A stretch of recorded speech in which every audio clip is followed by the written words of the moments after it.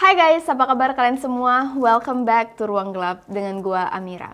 Oke, di video kali ini kita bakal bahas tentang penjualan bayi dan anak-anak. Di mana seorang ibu hampir saja menjual bayinya seharga 400 ribuan ke oknum gelap. Penjaringan bayi ini baru saja terungkap di Afrika di tahun 2020 lalu.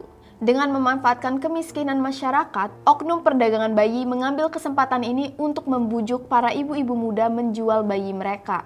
Untuk apa bayi diperjualbelikan? Ternyata ada oknum yang memang menampung bayi-bayi yang akan dibesarkan lalu akan dieksploitasi, dijadikan sebagai budak tambang, tani, pabrik, pelayan rumah, bahkan pekerja seks. Atau bayi bisa dijual untuk dijadikan tumbal ilmu sihir atau ilmu hitam yang membutuhkan pengorbanan bayi. Dan ini terjadi guys, kita memang hidup di dunia yang sangat menyeramkan.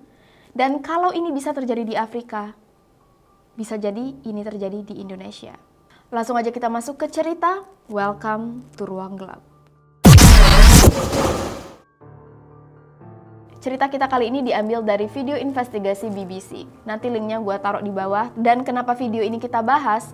Karena gue tahu nggak semua orang suka nonton video dokumenter atau film dokumenter. Jadi that's why gue ceritain di sini. Oke, di awal video kita akan bertemu dengan seorang ibu bernama Sarah yang tinggal di Nairobi, salah satu kota termiskin di Kenya. Sarah mengaku dia pernah menjual bayinya seharga Rp425.000 atau $30 karena terpaksa. Terpaksa karena saat dia melahirkan bayinya, dia masih berumur 17 tahun dan ditinggalkan oleh pasangannya. Karena dia nggak bisa membesarkan bayi ini, jadi dia jual ke oknum gelap. Lalu, kita bakal ngikutin kamera tersembunyi yang dibawa oleh Judith, seorang reporter BBC yang menyamar sebagai oknum yang berniat untuk membeli bayi ini.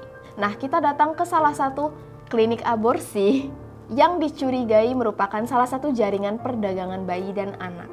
Di sini kita bertemu dengan pemilik klinik bernama Mary Auma. Mary Auma waktu kita datangi langsung dengan lapang dada menawarkan bayi dari seorang ibu bernama Glenys. Glenys adalah ibu muda yang sangat miskin, baru saja ditinggal oleh pasangannya, diusir dari kontrakan dan sangat-sangat rapuh. Nah guys, Mary Auma juga menjelaskan bahwa bayi yang bakal dibeli ini akan mendapat 2 akte kelahiran.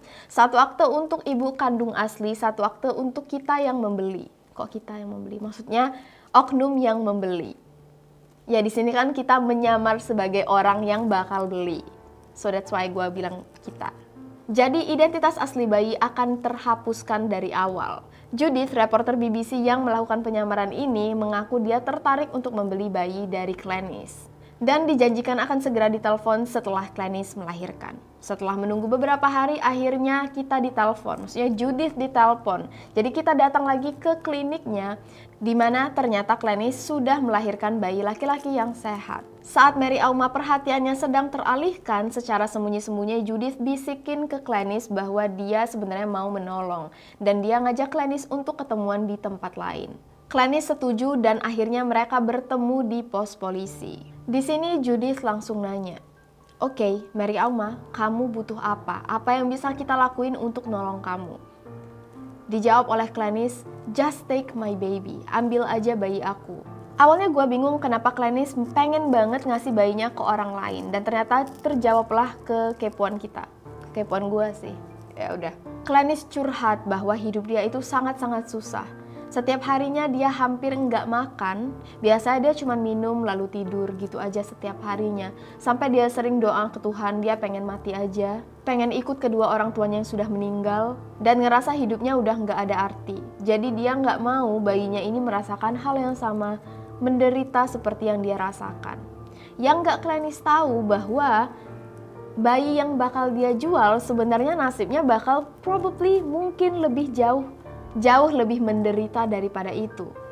Bayinya bisa jadi dijadikan budak, seumur hidup sengsara, dan Glenys ngerasa putus asa, dia nggak tahu dia harus kasih bayinya ke siapa. Tim BBC lalu menemani Judith untuk pergi ke kantor pemerintah di mana sebenarnya bayi-bayi dari keluarga yang tidak mampu bisa diambil alih oleh pemerintah untuk ditaruh di panti asuhan yang nantinya bisa diadopsi oleh keluarga yang terpercaya. Dan selama bayinya belum diadopsi oleh keluarga manapun, keluarga kandung bayi diizinkan untuk menjenguk bayi-bayi yang dititipkan. Setelah mendapatkan bukti dari investigasi ini, klinik milik Mary Auma langsung ditutup dan terakhir itu kabarnya Mary Auma masih buron, tapi nggak tahu apakah sekarang sudah ditemukan. So guys, kalau kalian punya kecurigaan terhadap beberapa orang atau beberapa oknum yang kemungkinan besar melakukan perdagangan bayi atau anak, kalian perlu cepat-cepat untuk lapor ke polisi. Karena perdagangan bayi, perdagangan anak-anak bukan cuman membeli, mereka juga menculik bayi-bayi untuk mereka ambil. Dan ini jelas sangat-sangat berbahaya. Sampai di sini dulu cerita kita kali ini. See you guys on the next video.